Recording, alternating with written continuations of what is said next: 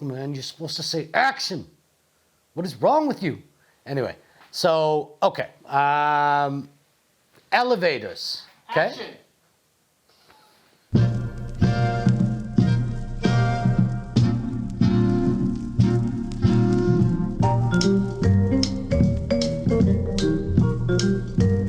You live in a building, okay? Some people like to live in a like a 4-floor walk-up.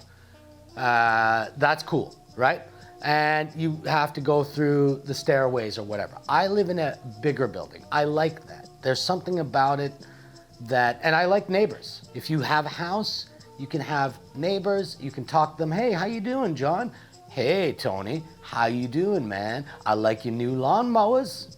When you live in a building, it's kind of cool because you're in the center of a huge pillar, and there are boxes that teleport you from high altitude to low altitude in a shorter period of time. I've always found it fascinating, the conversations and how you meet people in an elevator.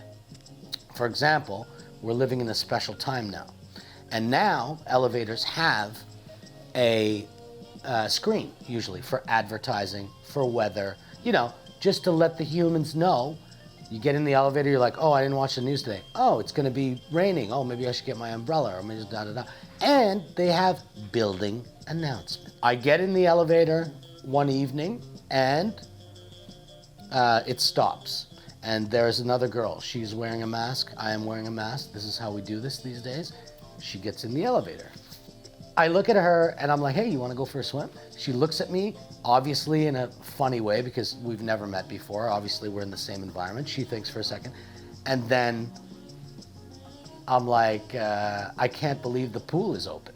And then she looks up at the screen and she says, she starts to laugh. And I'm like, I am not going into a pool. That's like Corona soup. And she's laughing. She's like, oh yeah, for sure. That's, yeah, who is going in the pool right now? And then after that, we were cool. She's like, thanks, I got the door. And then I've seen her since, and we've been pleasant. I have my life, and the only time you see your neighbors and the humans is within that travel space. It's almost like taking a train for 45 to a minute and a half, depending how long that elevator rides is. So I think elevator rides are cool. Sometimes you're living, you know, at the top, and everybody loves to live at the top, you know, because you get a great view and you have maybe the air is a little bit thinner, so it makes you feel a little bit higher. But there are times when elevators can become an area that is toxic, and I will give you an example of when that happens. So someone was kind enough to come to the floor. And as I'm waiting for the elevator, they get out of the elevator. I'm getting into the teleport device, ELevateur.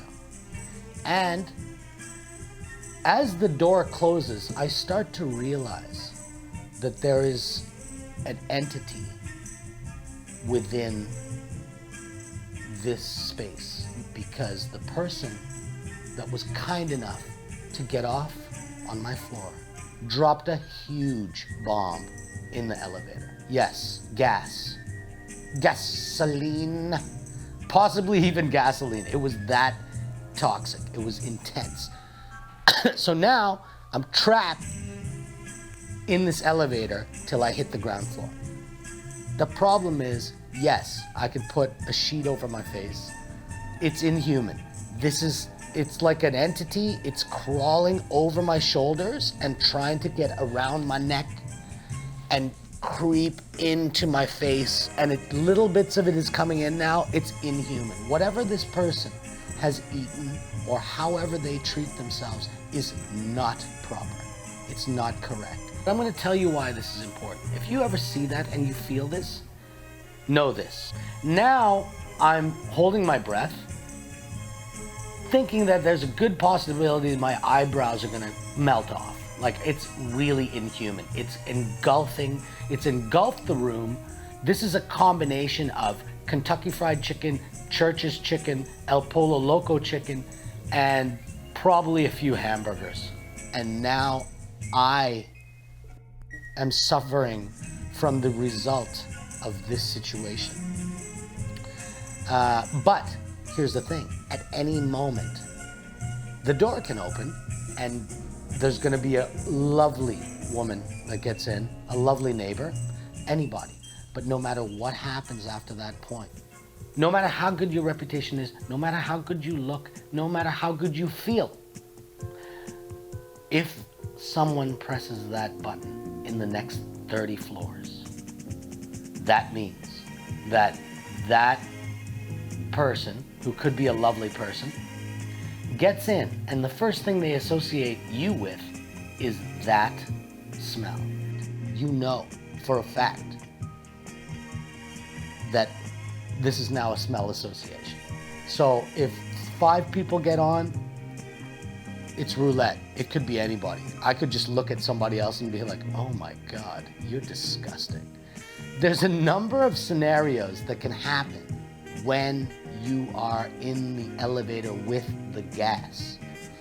But the number one thing with that is, I don't know, the only thing I can think of is every time for the rest of the time that I ever in this building, I'm like, hi, how you doing? And they're like, oh yeah, what's up, man? You smell like shit. People do things like that to you. If you really want to you go eat some lentils, man. Go eat some lentils and some McDonald's and just come back to me and see what's up. I'll tell you what's up. I'm gonna go and eat chickpeas and honey, and I'm gonna down a bottle of prune juice just for you, motherfucker. Because the next time I see this guy, no, it's gonna be wet. It's l'eau de toilette. It's, but anyway, that's one of the situations in elevators. Now, I still think that that's a random incident that could happen. But what I want to talk to you about today is the girl in the elevator. I met this girl, Natalia. I'm going to call her Natalia. Lovely, lovely girl. Very slim, a little bit of a tan, short hair, a little bit shorter hair. She might have had longer hair back then, but anyway, very slim, very friendly, and very petite. Okay, cool. But you live in my building. How you doing? We have a little bit of a conversation, and that's it. Next time I see her, she seems excited. I'm like, okay, cool. That's cool. Hi, how you doing? Da da da. Oh yeah. Well, what are you doing? I'm just on my way out, and that was nice to see you. There is a fire drill or fire alarm at, and this happens at buildings downtown. You're chilling, and then all of a sudden the fire alarm goes. And the whole scenario is you throw all the most important things you have in a bag or whatever, and you go downstairs. And when you get down, and that's the thing about fire alarms, is when you go downstairs, everybody has already exited the building. And we're all outside, and I hear, Tony! This person is screaming my name. I could see her over the crowd. Everybody else in the crowd is now looking at her and looking at me. She comes through the crowd and she's like, oh my God, and she's excited about this situation, and I'm like, it's cool, like, what's going on? It's a little bit strange, but it goes on. Anyway, after that time, I still see this girl. It reminds me of just someone that likes you. So that's nice. That's a cool thing. You can always talk to these people, whatever. Which brings me to this situation. I am at the laundry room because there's a laundry room in my place. I'm washing my stuff, or I've washed my stuff, and I'm taking it out and I'm putting it in to the dryer. Okay? Cool. There's nobody. It's a chill day. I'm chill.